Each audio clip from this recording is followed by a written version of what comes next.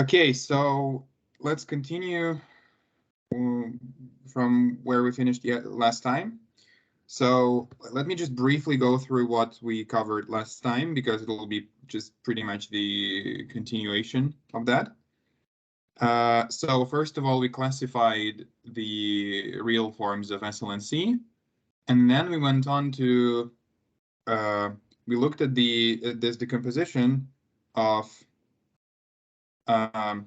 well, first of all, it will be important for us. We observed that the automorphism group of a root system is decomposed, and whenever you pick a set of a choice of a Weil chamber, as the semi-direct product of the Weil group and the diagram automorphisms. And we observed that there is this specific automorphism here, which is just -1, minus the identity. And then its decomposition will be something in the Weil group times some automorphism of the Dynkin diagram. We observe that this guy is the longest element, is a longest element in the Weil group, because it maps the positive Weil chamber onto the negative Weil chamber.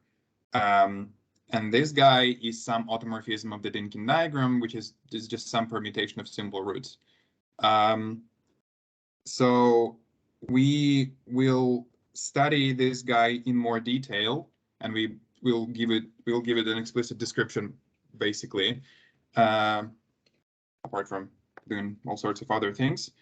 So yeah, and then we kind of considered a similar decomposition where we took the Weil involution of our complex semisimple algebra G, and we observed that its restriction by construction onto the Cartan subalgebra is just -1. So we also know that this Weil by construction, this Weil involution, it normalizes H. That's why we can restrict it in the first place. And this normalizer, we know from the first part, from the first lecture on this, it can be decomposed as the normalizer in the inner automorphisms, symmetric product with this finite subgroup, which comes from the automorphism group of the Dynkin diagrams. We lifted each such automorphism to the automorphism of the whole Lie algebra G. So we decompose the Weil involution in the similar way as something inner times some let me just say it as a shorthand, some automorphism of the Dynkin diagram. Okay, so and we want to study this, which we started, and we also want to study nu, and therefore the corresponding automorphism of G, nu hat. Okay, so we also introduced a specific SL2 subalgebra, specific subalgebra of G isomorphic to SL2C, where we took H, thick H, to be the sum of all H alpha for positive roots alpha. And we proved a couple of things about about H. For example, we proved that each simple root on H equals 2.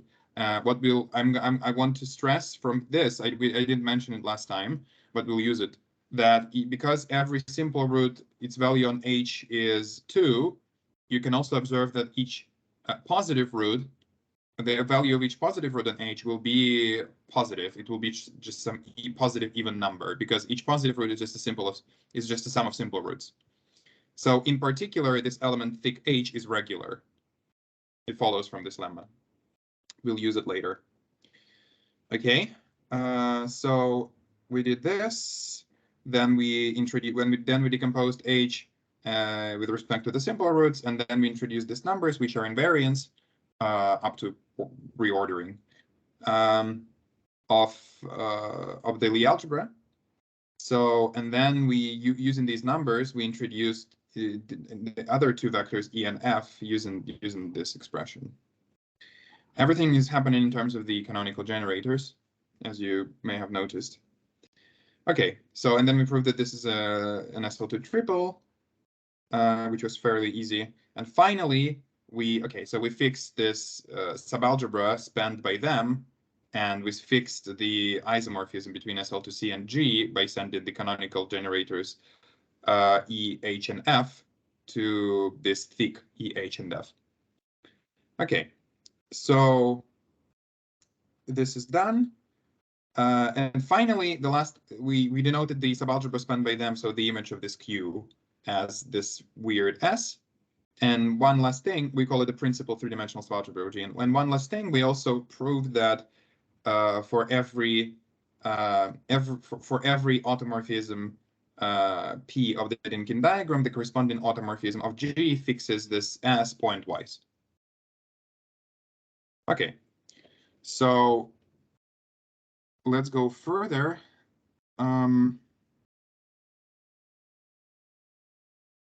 So we'll introduce a bunch of elements, but before that, we'll prove a lemma. So let's start with lemma. I haven't been numbering the lemma, so I'll have to just write it as a lemma, unfortunately. It's a general lemma, it's very simple, but it will be useful due to its generality. So let F, yeah, the notation in this lemma has nothing to do with the notation in the rest of the chapter. I just don't want to introduce another like obscure Gothic letters. Let this be an Lie algebra homomorphism for arbitrary Lie algebras over like R or C. Lie algebra homomorphism.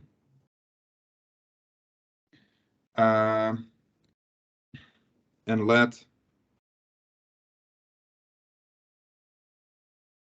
let's call it psi be some inner automorphism of H. Then there exists another inner automorphism of G.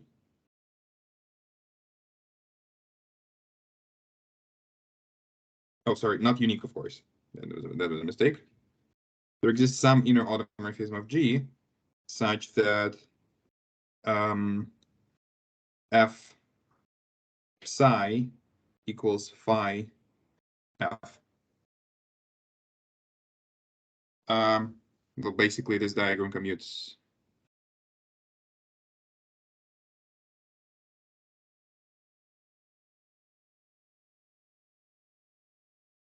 So here we have F, psi, and phi. Okay, moreover, let me write it as a, in general, it just exists. If you know something, some additional pieces of information about your psi, you can give phi more explicitly. For example, if psi equals exp of add of x for some x in H, then we can take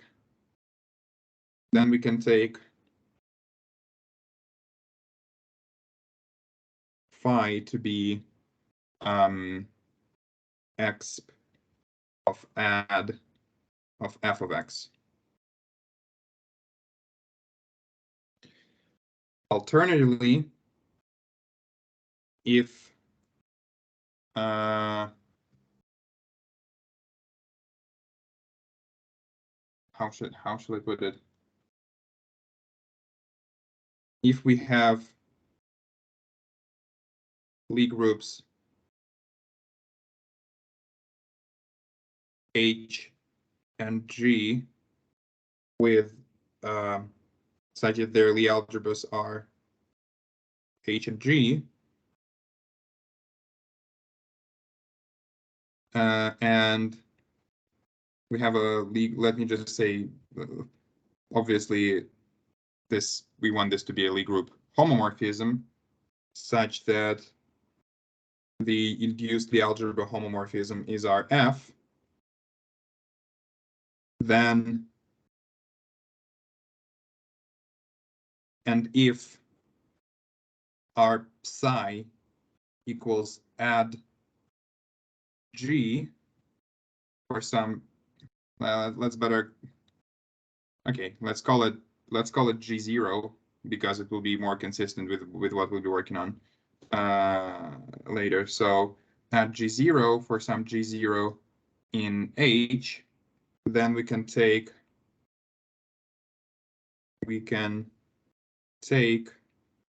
phi to be just add f of G0. So basically, the most important part is 1. And it's crucial here that psi is inner. And then the other these two things are just kind of, you're making the things, the matter is more specific. If you know psi given in some form, then you can kind of give phi in a similar form using your f. You can give it an explicit description. So the proof is very easy. So first of all, it's sufficient to prove 2 and 1 because this main thing will follow, because there always exists a pair of big H, big G, and big F, as in 2. Just take G to be any connected Lie group with Lie algebra G, and H to be a simply connected Lie group with Lie algebra H. And then there's always a unique lift of small f to big F. So it's sufficient to prove 2 and then prove 1. The main statement will follow. So sufficient to prove 2 and 1.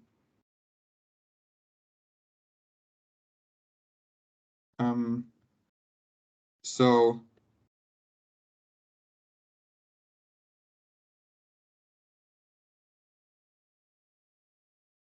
observe that for 2, observe that if you take f and then you take the conjugation by G0 and apply it to f to some H, or better to some G, no, yeah, to some H. So you consider in the following automorphism, the following morphism from H to G. First conjugate by G0 and then you apply f. Then this is f of G0 H G inverse, G0 inverse. This is f of G0 f of H f of G0 inverse. And this is, of course, just conjugation by f of G0, composition with f applied to H. So we know that f composed CG0 is just CFG0 compose f. So differentiating at the identity, we get the similar equality for the corresponding Lie algebra homomorphisms, which is f adjoint G0 equals adjoint f of G0 f, which is what we wanted to prove. We wanted to show that for this element satisfies precisely this equation. Okay. So for 1,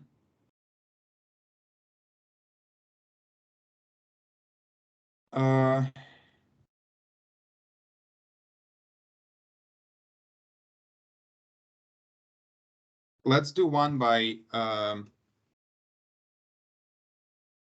first take H, G, and F, and big F, as in 2.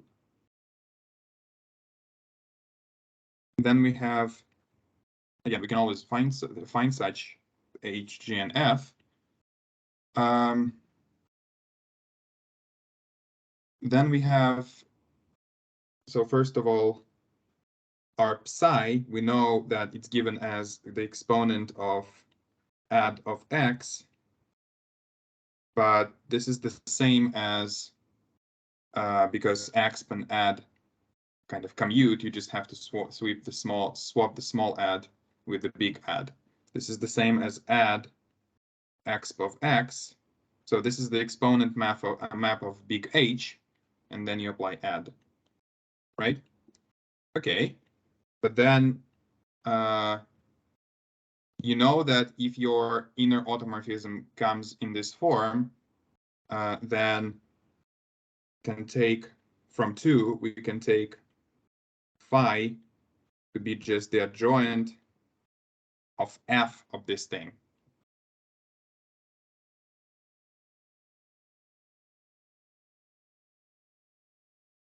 But the morphisms and x, they commute. So this is the same thing as add of exp. No, that's not what I wanted to do. I want to commute not f and exp, but rather I want to commute, let me think.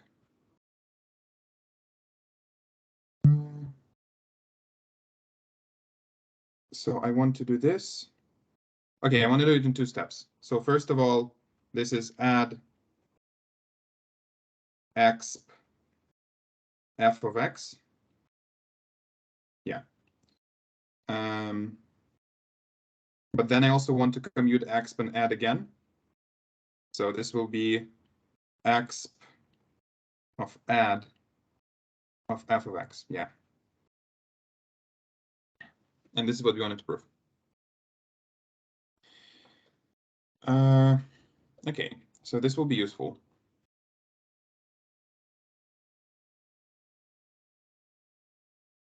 So now I want to introduce another big diagram.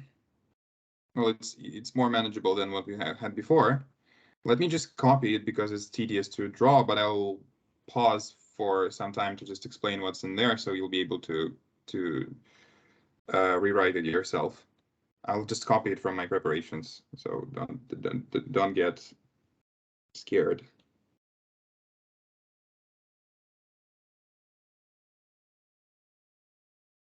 I'll explain everything as we go.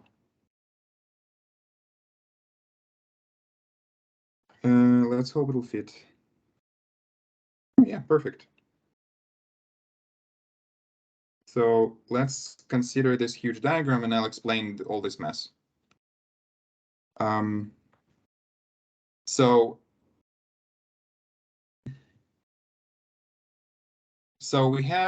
we go back to our situation where we have our complex semisimple algebra G. We have we take some connected Lie group with the algebra G. We call it G. It can be anything. This is the exponential map. Now we have the adjoint map from G to the derivation, which is an isomorphism because it's semisimple. We have here the big adjoint map from G to the inner automorphisms of G, which is also the connected component of the identity of the full automorphism group of G. And this adjoint map is surjective. Again, because everything's semi-simple. We also fixed our Lie triple. We also fixed our SL2 triple. We call it Q. Its images are fancy S. It's spanned by thick E, thick F, and thick H. So we call this embedding Q. Here we take big SL to C as the simply connected Lie group with the algebra SL to C. This is the exponential map. Here, this is also here. I forgot to mention the exponential map, but it's just in the space of operators on G, so it's just given by the exponential series. Here, there is a unique lift of this Lie algebra embedding to here. So we denote it by Q. One thing which I think here can be mistaken is that it's not necessarily injective, but we just call it sum. It's just some arrow. There might be like a discrete kernel. Okay, we call it big Q. And finally, we have the similar side of the picture, but here we just draw it in the opposite direction. SL2C is also semi-simple. It's the simplest. That's a tautology. It's the simplest semi-simple, complex semi-simple algebra. It's the simplest complex simple algebra. Yeah. So we have the same picture. We have the adjoint onto the derivations. It's an isomorphism of the algebras. We have inner automorphisms of SL to C. We have all automorphism of SL to C. It's the same thing because the Dynkin diagram of SL to C is just one vertex, so there are no automorphisms, so they coincide. And here we have the exponential map, which is also just given by the exponential series of matrices of operators on SL to C, rather. And here we have the adjoint map, which is also surjective, which is just the usual big adjoint map for this Lie group. Ignore the red part. I haven't commented on it yet, and that's what I'm going to do in a second. Are there any questions so far?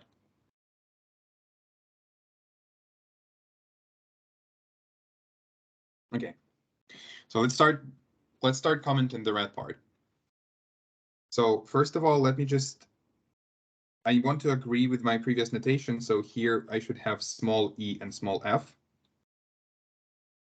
So it will be, sorry, e minus f, e minus f. So let's start by taking this element here. It will be obvious why we take this pi/2 coefficient. Since this thing sends small e to thick e and so on and so forth, this just goes here. So this part is clear. So by G, yeah, and the whole diagram is commutative, obviously. This kind of goes without saying. So by G0, we simply denote the image of this under the exponential map in SL to C. So observation, G0 given as x of, we can write it as this exponent because this is the exponential of an operator, the exponential of a matrix. So e minus f, simple check, but it's very simple to check that this is just 0 minus 1, 1, 0. So this is very clear. Okay, and by G without 0, we just denote the image of this under X. And because the diagram is commutative and taking the Lie algebra and the corresponding algebra homomorphism as a functor, you can also write it as big Q of G0. Okay, so now we've discussed this bit. So let's discuss the things on the side in red. So here we simply take add of this element, nothing to explain here. And here we either take the exponential map of this or the adjoint map of this because the diagrams commute this is the same. So now we can explain why we have this coefficient pi/2. Remember that in any Lie algebra, let's say in G, in order to take, if you have a root alpha and you want to write the simple reflection, oh, not just a simple, but like the reflection corresponding to the root alpha, so the reflection in alpha as an element of the Weil group. You can take the following, you can represent it as the following element. You can take alpha. So we have alpha, so we have this reflection as alpha in the Weil group. So we can consider the following element. It will be exp of pi/2 add E alpha minus F alpha. So we can do this. You can take it, you can do it, for example, for simple reflections. This will be our main object of attention. So you can do this. I guess let's just do it for simple reflections right away, it will be easier. So we can take this thing. And this lies inside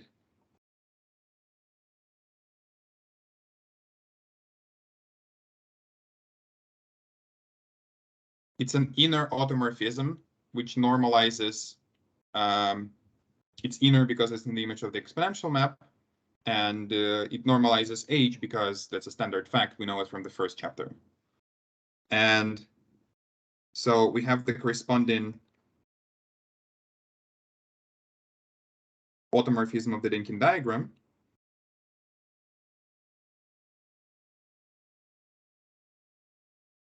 So let me write it here, alpha I, and here I'll write Si. Then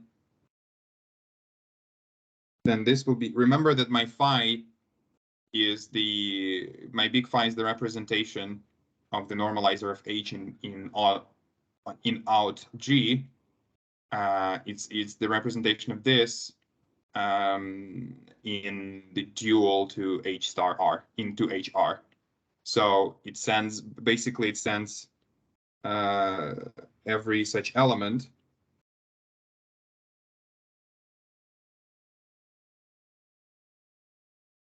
to, let's remember, so you're restricted to HR, you take its dual, and then you take the inverse to make it a group homomorphism, not anti-homomorphism. This is just a cosmetical thing. This is how what phi looks like. This is our standard way to make every automorphism which fixes H into an automorphism of the root system. And so this thing, the point was, this thing is precisely the simple reflection Si we started with.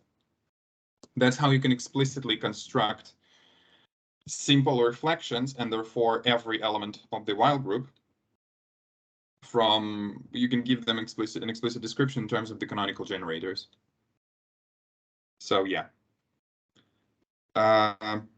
So now, okay, let's apply that. That's why we take phi over 2 here. So now, because there for SL2C there is only one positive root, we call it alpha, and E and F are precisely the only canonical generators. There is E, F, and H. E and F are the canonical generators of SL2C apart from H. So this thing, if you go from this to omega 0 for to W0, so you take this thing and then you apply X, this will give you precisely the simple reflection in alpha in the root system of SL2C. And because the root system of SL2C is just 2 vectors in one-dimensional real vector space, alpha and minus alpha, there is only one non-trivial element in the while group, which is the reflection of R. So this will be this only non-trivial element of the while group. So 2 omega 0 W0 is the only. You know what? I'm going to write it omega 0 for the reason, or not. No, no. Okay, let's stick with omega with W0. Is the only non-trivial element in the while group of. Let me just write in the while group of SL2C, meaning that in the while group of its root system, when we have the canonical choice of the standard choice of the Cartan subalgebra and the positive root, and positive roots. And also, this thing is the while involution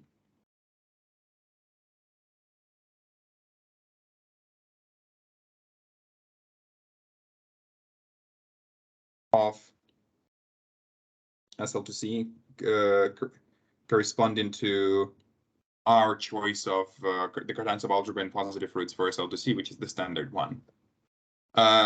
You can check it yourself by looking at how we constructed the while involution from the canonical generators. You can also remember that if we decompose the while involution if we decompose the while, I think the best way really is to just look at how we construct the while involution from the canonical set of generators and see that for SL to C, this will be precisely this element. So I'm leaving it without a proof because it's kind of straightforward. Okay, so this is done. This is omega 0, W0.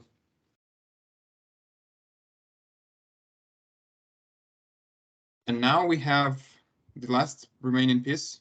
We basically do the same thing here.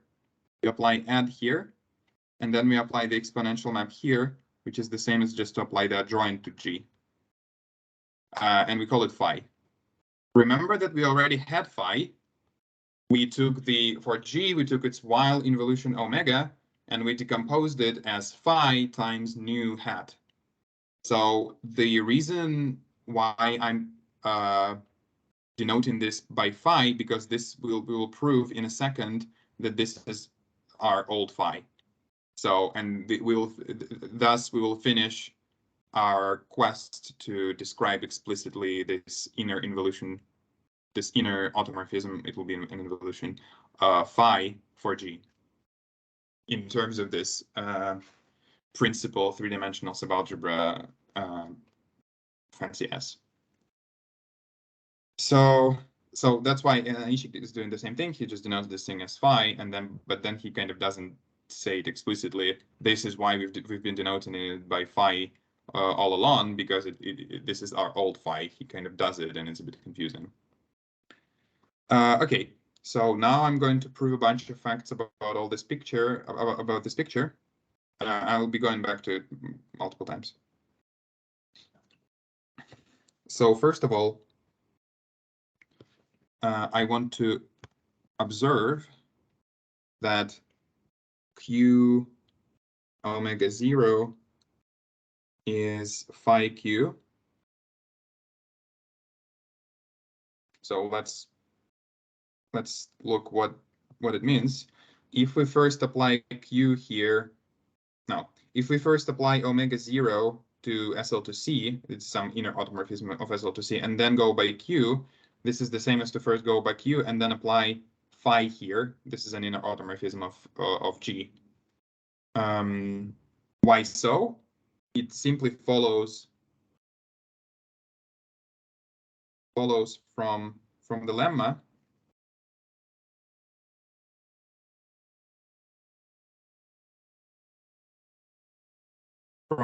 from the part 2 of the lemma, because omega 0 is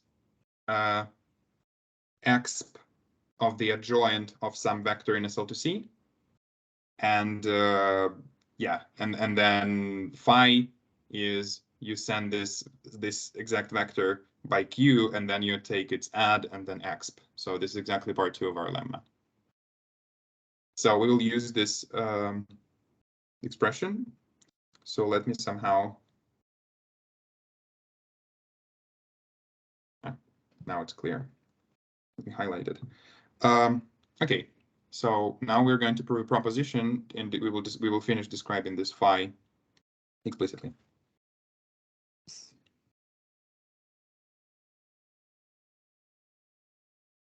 Any questions so far?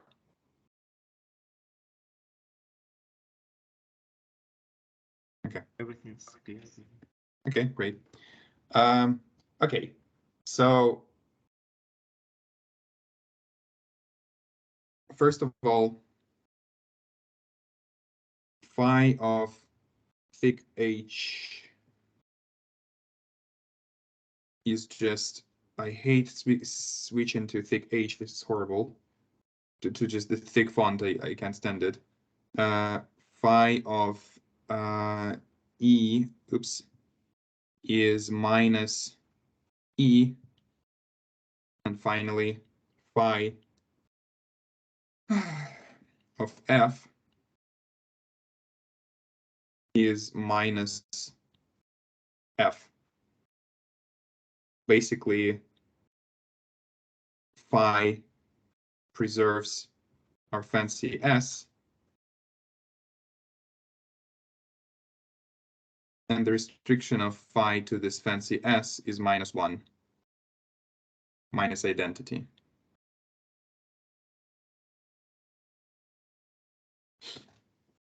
Okay. 2, phi preserves HR, and the restriction of phi to HR is, oh no. Okay, so this is, I need to be very, I need to write it very clearly that this is omega 0. This was our longest element in the while group of G. So this is why I need to be careful when I write this, so that this is indeed an omega 0, not W0. So let me clear it everywhere. Clarify it everywhere. So it's omega 0, omega 0. What else? Okay, here it looks, here it looks like omega. Okay. So 3. Phi squared is the identity. G squared is the exponent of P I thick H. And this lies in the center of G.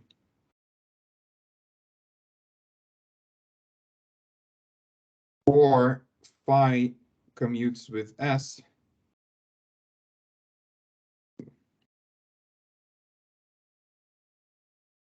For every S in the automorphism group of the Dynkin diagram.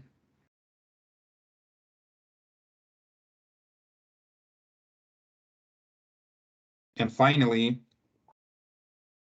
our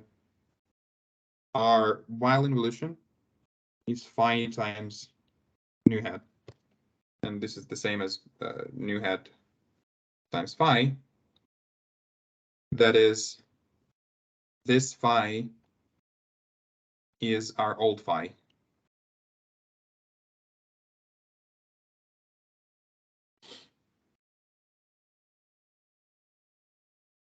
Okay, so let's get down and prove this.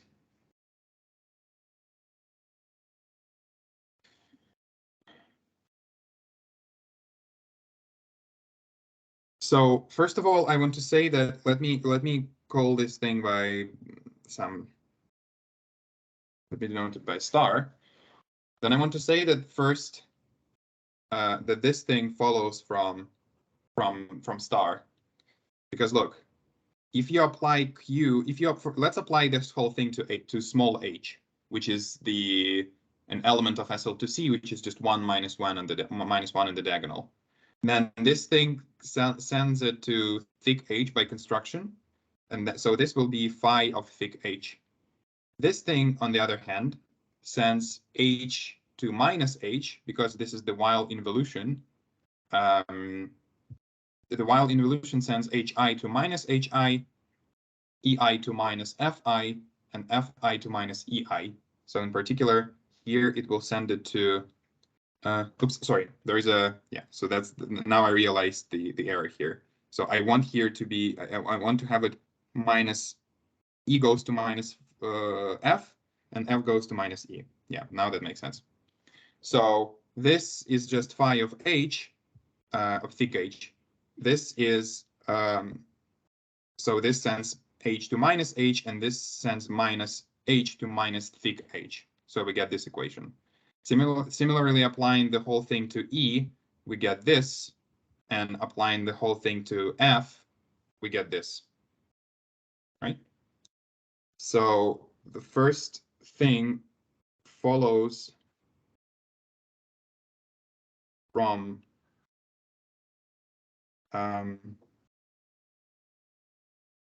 our equation.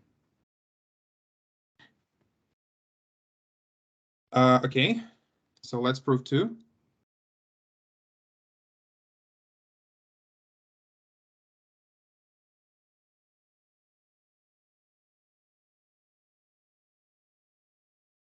So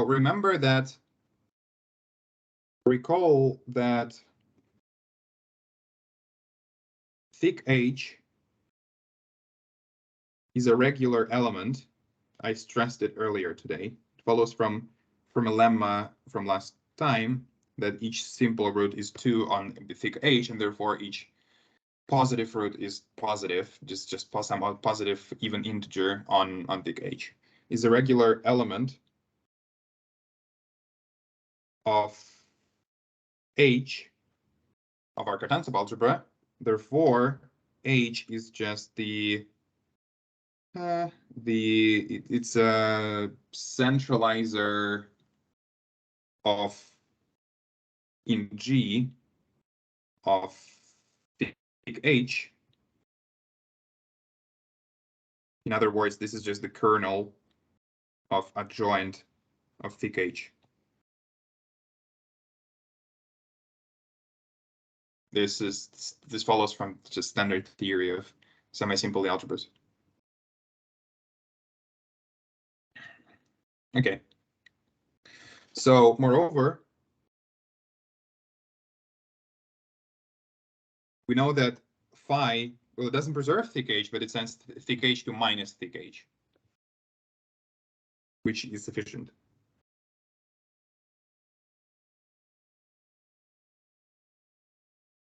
Therefore, it has to preserve its centralizer in G.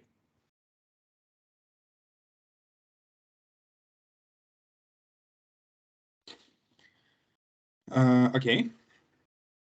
So now we also know that the restriction of phi because phi is an inner, yes, phi is an inner automorphism. If you have an inner automorphism that preserves the Cartan subalgebra, its restriction to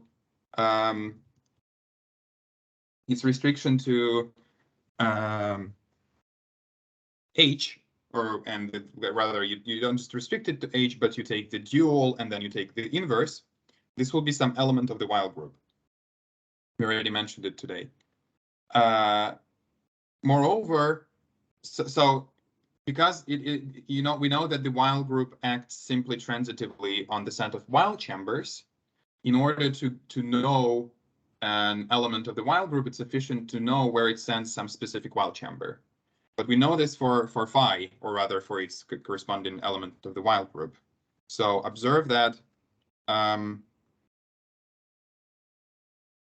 if we take phi, let's call it since phi of H is minus H, if we take the corresponding element of the Weil group,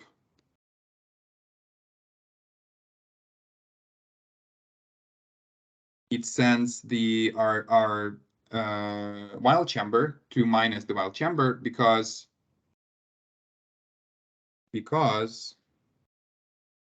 thick H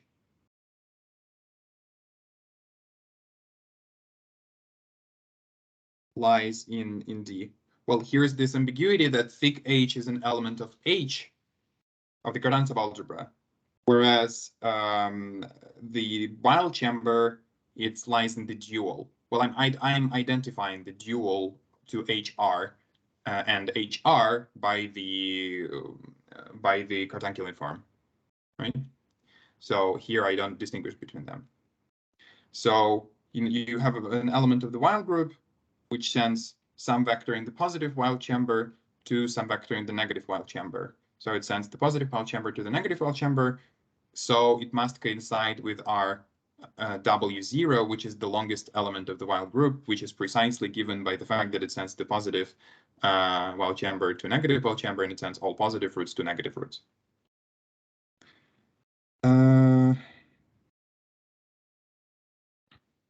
So hence, yeah, I have to be careful here. So let me better, because formally I would love to distinguish between HR and H star R when possible. let me here instead write big phi of phi equals W0. Well, this will be slightly better. But the previous one was okay, just as long as you remember to identify HR and H star R. Okay, so hence this thing of phi is just W0, and we're done with 2. Okay. So let's prove 3. We want to prove that phi square is the identity and G square is almost the identity. It will be some element in the center of G. So first of all, G0 squared. Remember that G0 is just an element of SL2C given by this matrix. The square of this is just minus the identity. Just the -1 diagonal matrix. And you can also observe that this is exp of P I H. Oh, this is just an exercise on multiplying 2x2 matrices and taking their exponent map. Okay.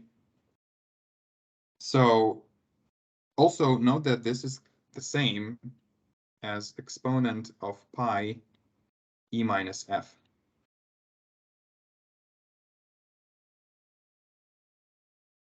Just because G0 was given as the exponent of this, but here we had pi over 2, so G0 squared will be the same thing, where here we take an element, a vector, which is twice the vector. So it will be not pi over 2, but just pi. We don't need it, but that's just, so you can express your G2 squared as x in 2 different ways. That's okay. Okay. So apply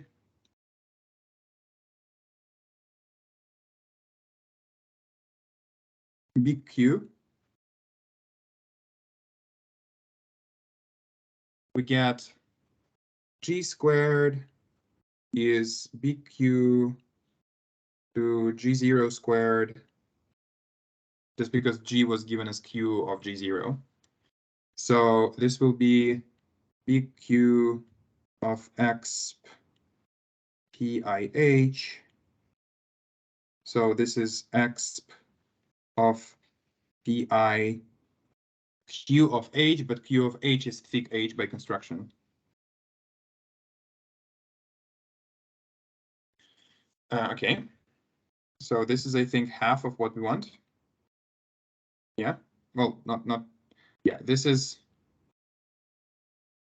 So we got this.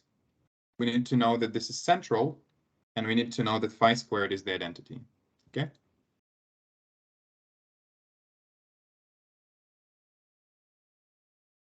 So now let's apply the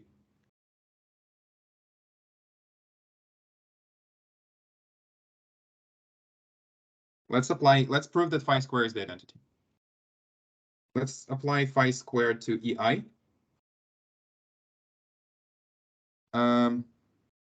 This will be adjoint, phi is the adjoint of G.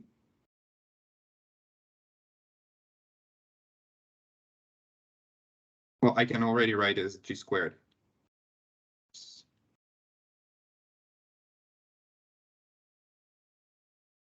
Okay, so I'm applying the adjoint of this thing to EI. I can swap places the exp and the adjoint by making the adjoint the small adjoint. So this will be E PI adjoint of H, I guess. Should be thick H probably. Yeah. Apply to EI. But recall that if you take thick H itself and you take its Lie bracket with EI, because we have the root space decomposition, this will be just EI times the value of alpha I on thick H. And this is 2. We proved it. Because alpha I is a simple root. But then, because here you're taking the exponential map of an operator, this will be given by the exponential series. So in each, when you apply each summand of the exponential series to EI, you'll have the same thing. So basically, you can replace here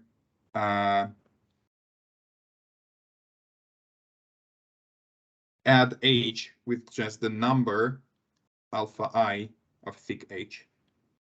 Because the same thing will be happening with each summand of the exponential series. But this is just 2. So this is e to the power 2 pi. And this is just a 1, so this is EI. Okay. Same for Fi. And we also know that, let me think.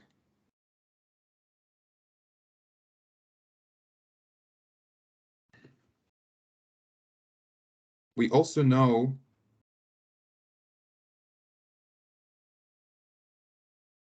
that, okay, so you can either do the same thing with the exponential series and apply it to each HI, or you can observe that because you know that thick H commutes with each, its Lie bracket with each HI is 0. Or you can observe that the image of phi, is this correct? Yeah, let's just do the same argument with the exponential series. It'll be easier. So same for HI, because thick H commutes with each HI.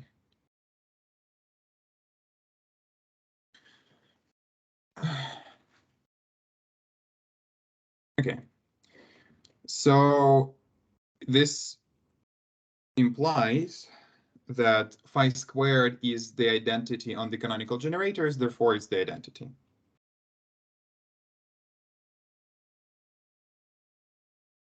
But now, what about G squared? Well, the adjoint of G squared is phi squared is the identity.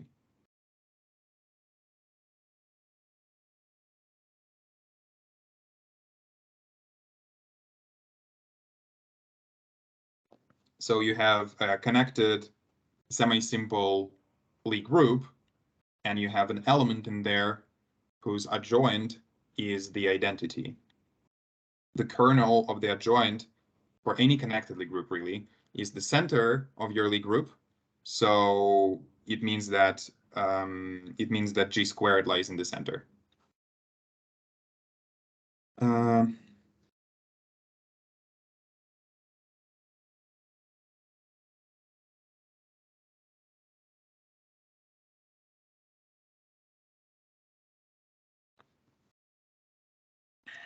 Okay, so now we need to prove 4, I guess.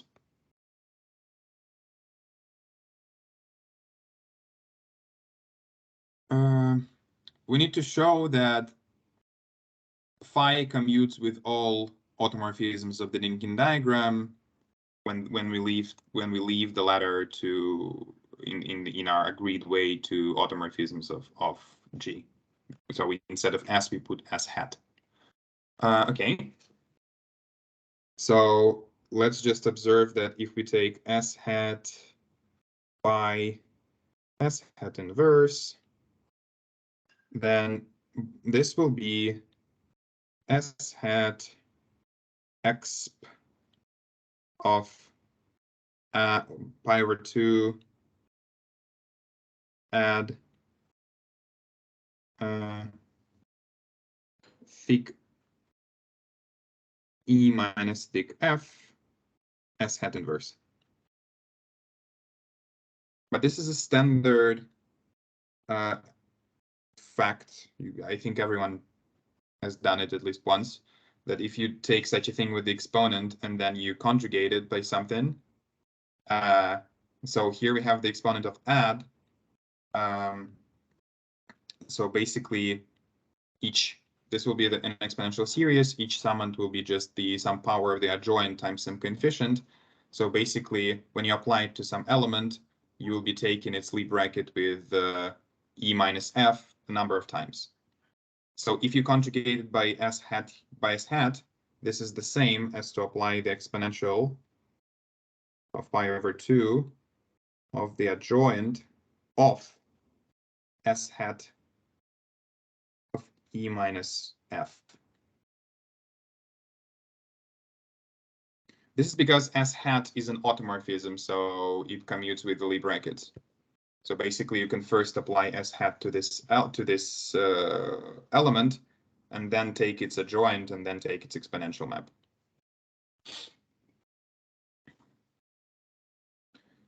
Okay, so hopefully this was clear enough. But now observe that remember that we proved this fact that each s hat fixes pointwise the principal three-dimensional subalgebra, the fancy S. So it fixes thick E, it fixes thick F, and it fixes thick H.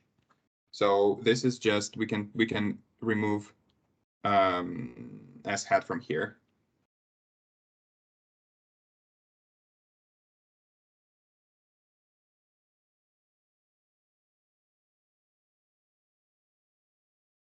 So, and this is R phi. Okay. Finally, let's prove 5, which is probably the most difficult, although it's not very difficult. So we want to show that this phi is our old phi. I want to call it the inner part of the Weil involution. Okay, so how shall we put it? Remember that, recall that minus identity on H star R is precisely W0 times nu. This is how we constructed nu. We took the -1 for the root system. It's an automorphism of the root system, so it can be decomposed as something in the Weil groups times something in some automorphism of the diagram. In other words, I can rewrite it as W0 is minus nu. Okay, but if we take phi, its corresponding element of the Weil group will be precisely W0.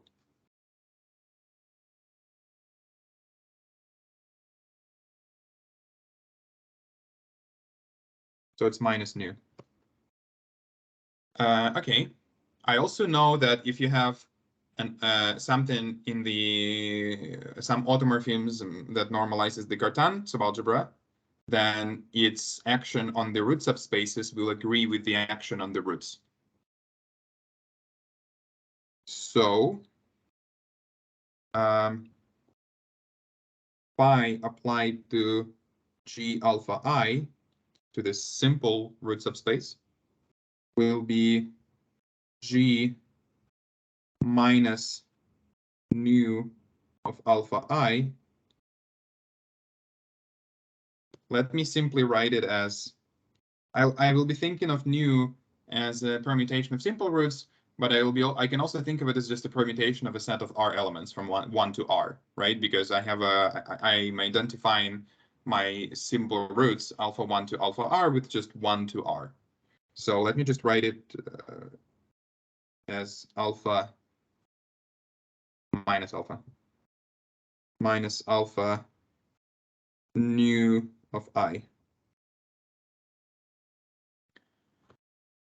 Okay, so I have a canonical, this is one-dimensional, and I have a vector here, it's EI. This is one-dimensional, and I have a vector here, it's minus F nu I. So, and this is and this is an isomorphism, a vector space isomorphism. So here I get some specific complex number. So phi of EI will be some complex number CI times F nu I.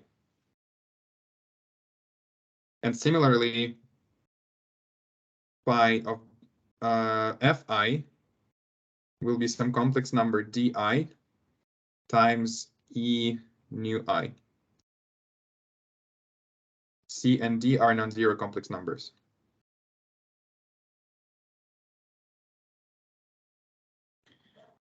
And I also know that from this thing, I know that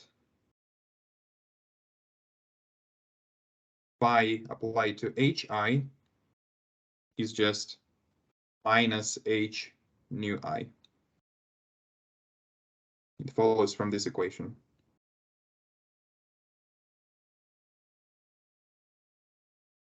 Okay.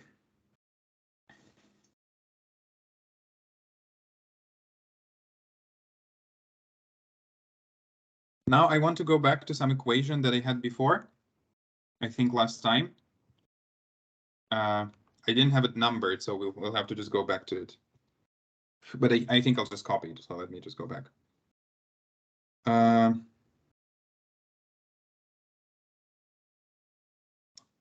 To this one, I guess. So let me just copy it, I think.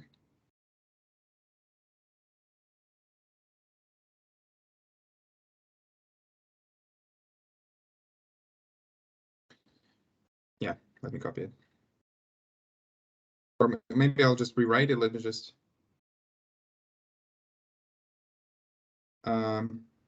Yeah, okay. So I'll just rewrite the whole thing for new prime. We already had this thing for all automorphisms of the root system, but let me just repeat it. So observe.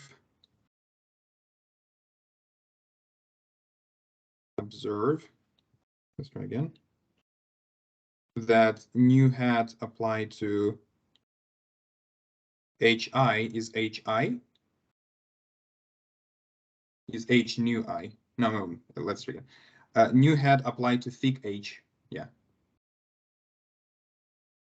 Is thick H. Because nu hat, because thick H is given as the sum of all H alpha for all positive roots alpha, and nu permutes simple roots, so it permutes all positive roots. So nu hat will just fix thick H. But we also have that. So let's rewrite this. So we have thick H, it equals this thing.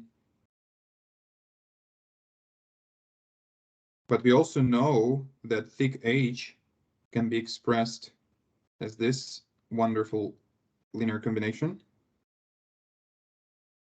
And we know that nu hat just permutes HIs.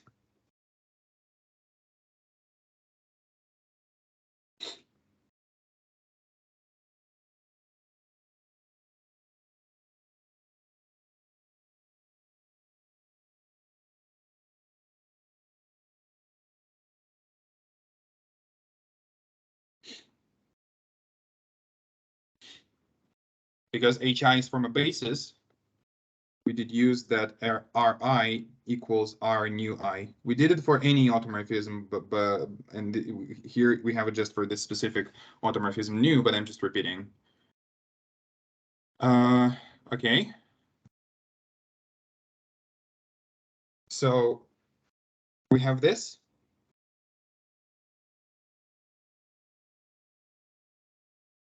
Now let's use this and apply phi to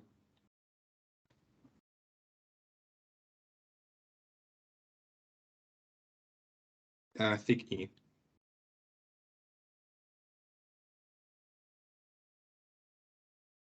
Remember that thick E is the sum of, here we have this combination. So we know that, and we remember that we have this. So this will be, on the one hand, this will be just, we have the square root of our I, then we have ci, then we have fi, and then we have minus. Oh no, we have just, sorry. So we have this.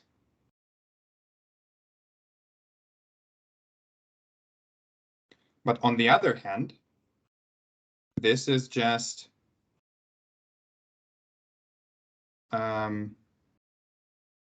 minus f.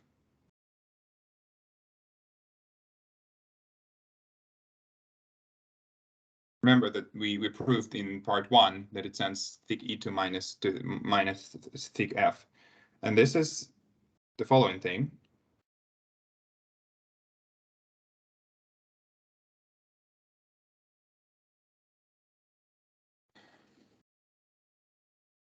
And here, since we know this, we can rewrite this as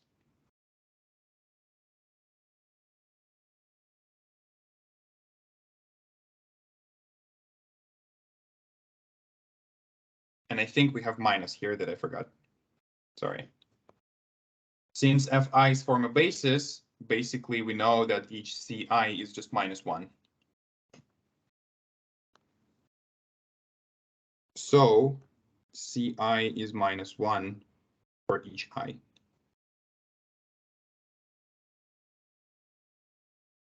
Similarly,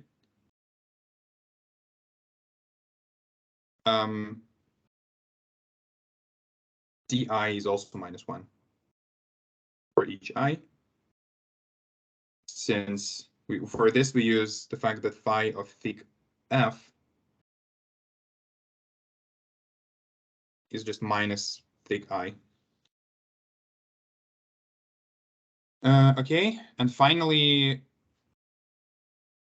so now we just use this and we simply rewrite our, we rewrite this equation,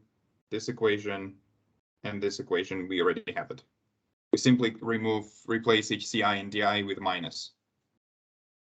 So phi of ei is minus ei minus fi, right? No, minus f, sorry, minus f nu I. Yeah, that's correct. Phi of fi is minus e nu I, and phi of hi is minus h nu I. So omega, our Weyl involution, coincides with phi nu hat on the canonical generators.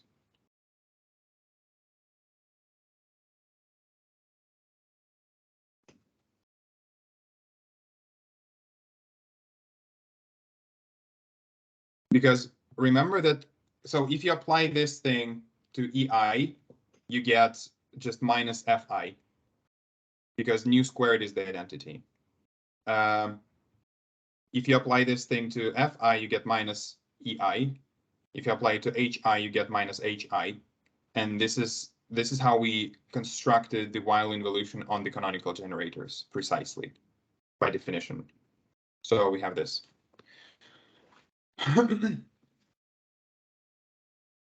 Any questions?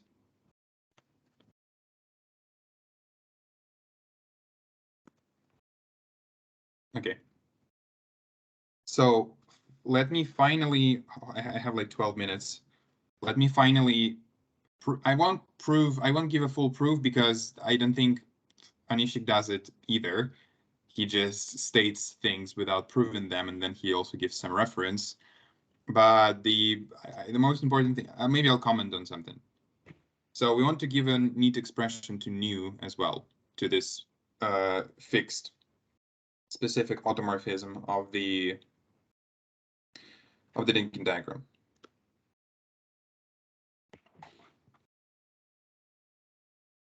proposition.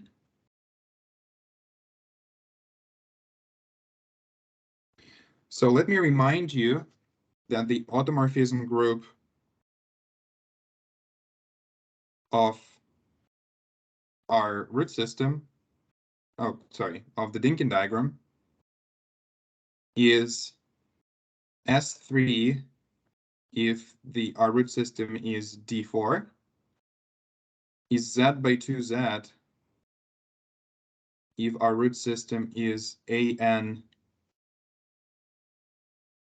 DN and at least 5, or E6 and trivial otherwise.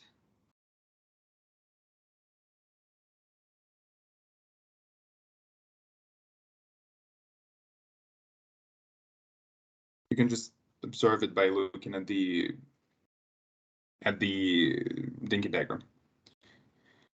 Okay, so now we can express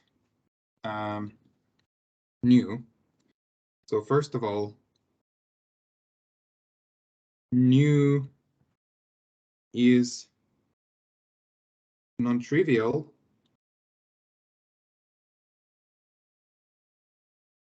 if and only if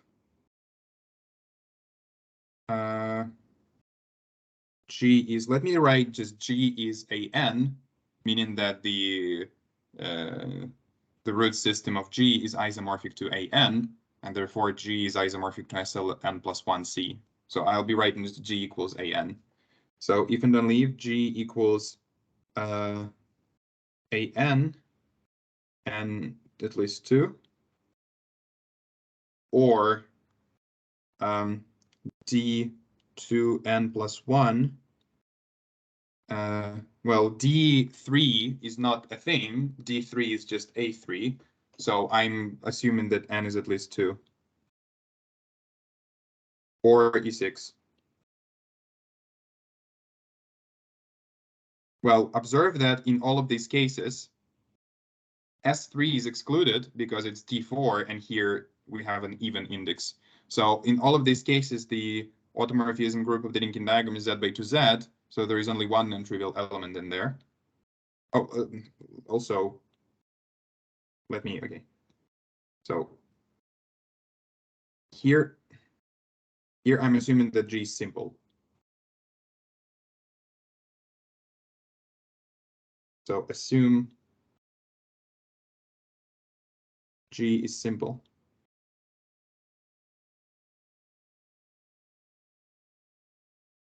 In this case, nu is the only non-trivial element of the automorphism group. So for an, this will be just a string, just a simple graph, like a simple tree, and you just kind of turn it around. For E6, you have like 5 vertices and one more going in the middle, and you just also do this. And for Dn, you have just a string of n minus 2 elements, and then you have here one going like this and one going like this, and you just turn it like this. So basically, all these horizontal vertices stay fixed, and these two guys just they swap places. Okay. So now the second part is that if G is just semi-simple, and we can write it uniquely as a sum of simple ideals,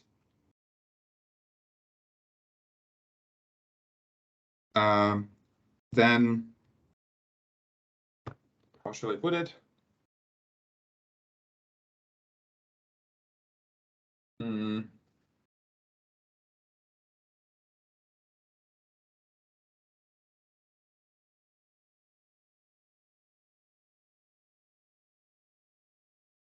Then we can write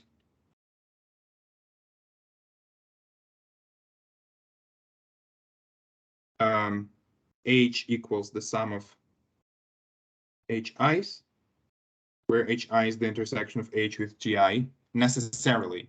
For any choice of the Cartan subalgebra, it will be the sum. Next, delta will be just the disjoint union of delta i's.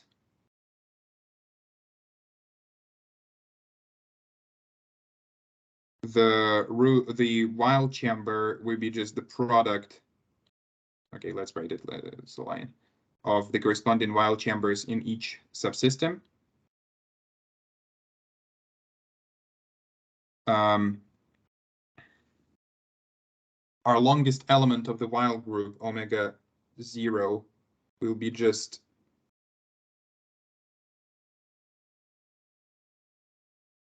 product of those for each subsystem. And our nu will be product of those of the corresponding nus for each subsystem. So basically, if you know your nu for simple algebra, you know it for a semi-simple algebra, because it will be just the product of those for the summands, for the simple summands. Okay.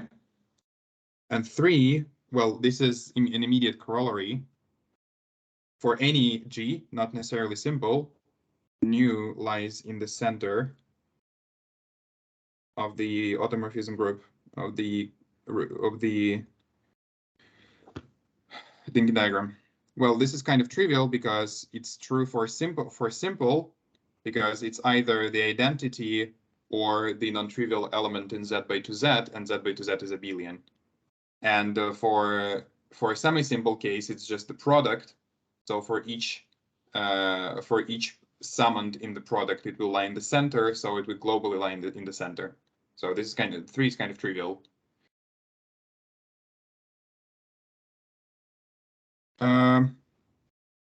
Okay, so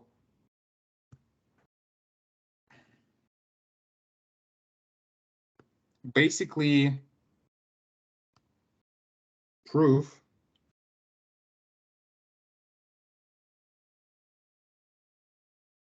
you only need to consider, for one, you only need to consider those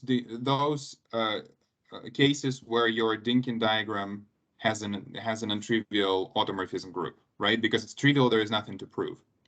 So you only need to consider an, dn, and E6.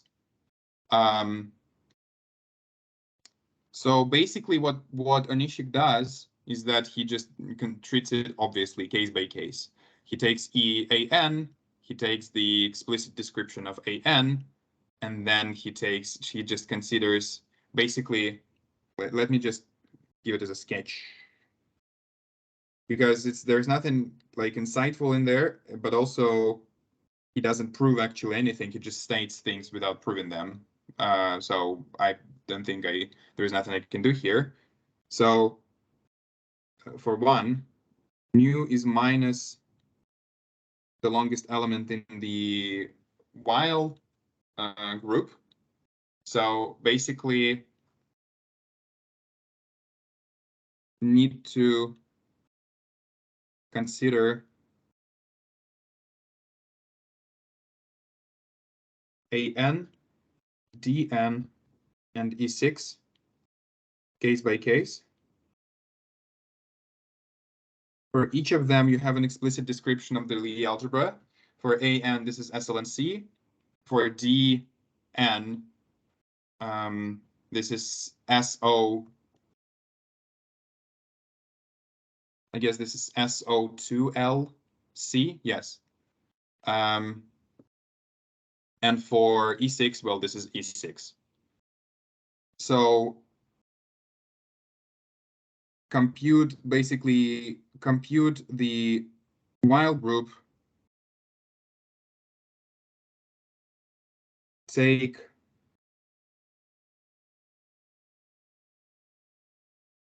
compute omega 0, the only element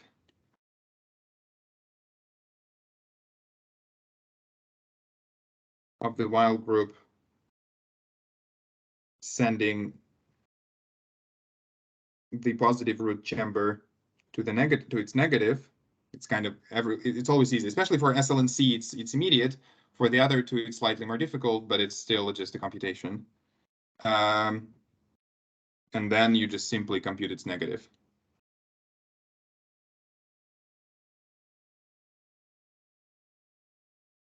Look at minus omega 0.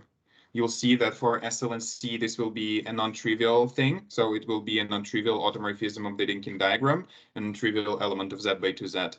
For SO 2L C, which is for DL, you'll see that this will be trivial precisely when, it is, you have an even number here, and non-trivial when this is odd. And for E6, Onishchik doesn't even discusses this. He just references some book where it's proven that for E6 minus W0 is non-trivial. So I'm not gonna do it here because Onishchik doesn't do it as well, basically, and doesn't prove anything. But the idea is just to treat it case by case. So I don't think there is anything to be said here. Okay. So I think this is all. I have a little bit left, less than for full talk. So probably we discussed it with Juanma last time, so I'll just finish my part next time, and then he'll start, because I think I'll have stuff for like half an hour.